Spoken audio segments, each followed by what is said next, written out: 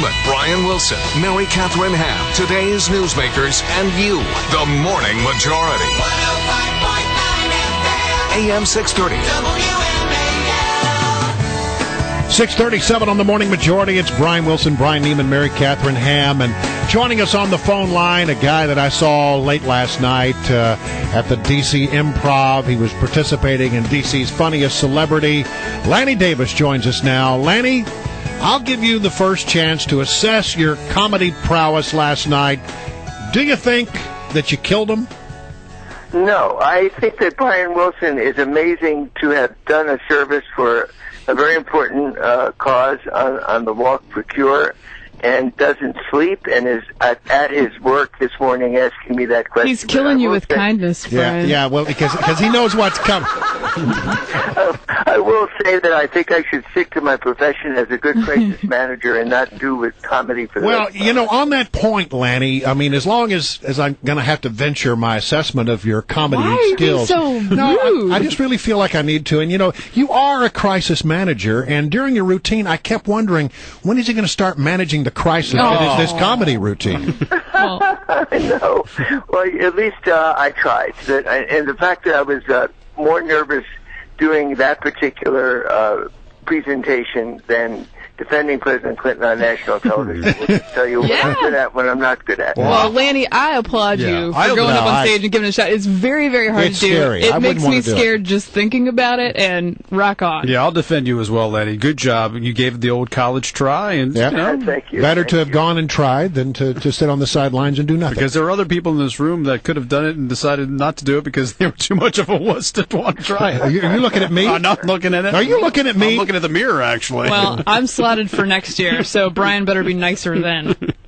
Well, actually, your competitor show that's on exactly the same time you are called earlier this morning, and I said, I'll do you a Thursday morning from now on because Brian Wilson did not vote for me. There you go. You don't know. It was a blind ballot. Did you see the ballot? No. You don't know what I did.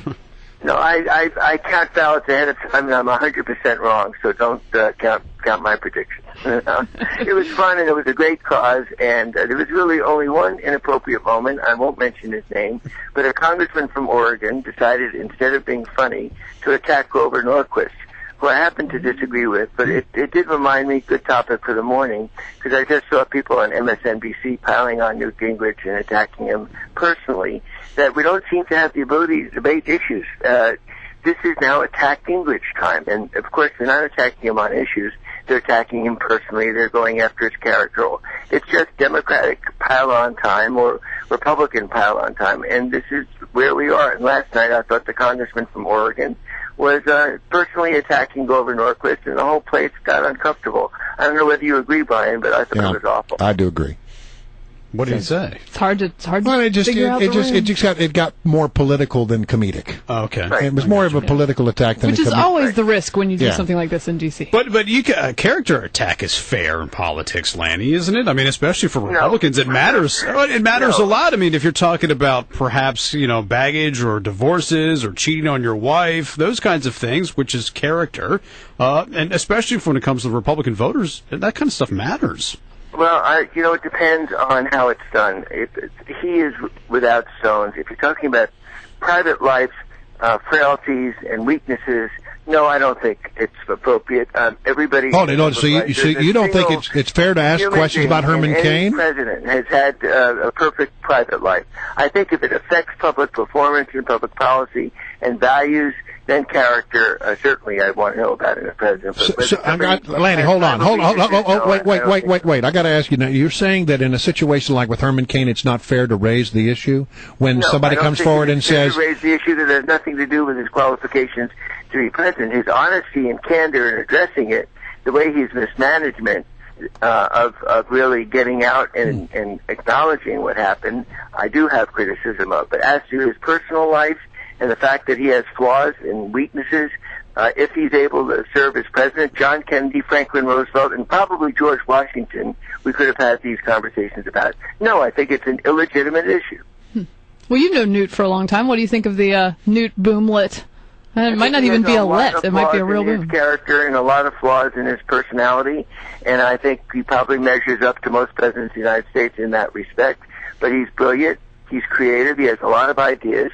And I wouldn't vote for him because he's too conservative.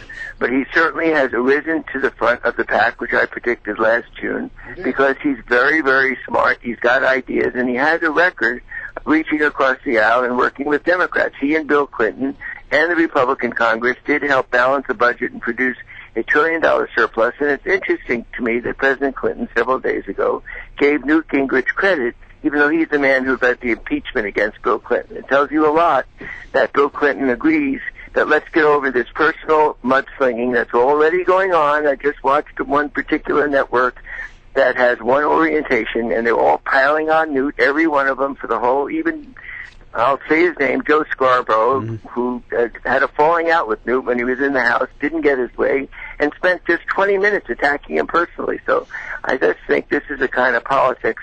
And when it happens to Barack Obama, I say the same thing. Let's debate the issues. There's a lot of stuff that we need to talk about, which way this country goes. Too much government, too high taxes, too little care for the poor and the middle class. There is a great debate that we need to have, and it's not about personality. All right, Lanny. Good to talk to you as always. Was I funny when I just said what I heard? Nobody laughing at that. There. Nancy Pelosi's laughing, so you got that going for you, which is nice. And I only say nice things about Nancy Pelosi when it comes to her character. That is I can promise you that. We'll talk to you next week.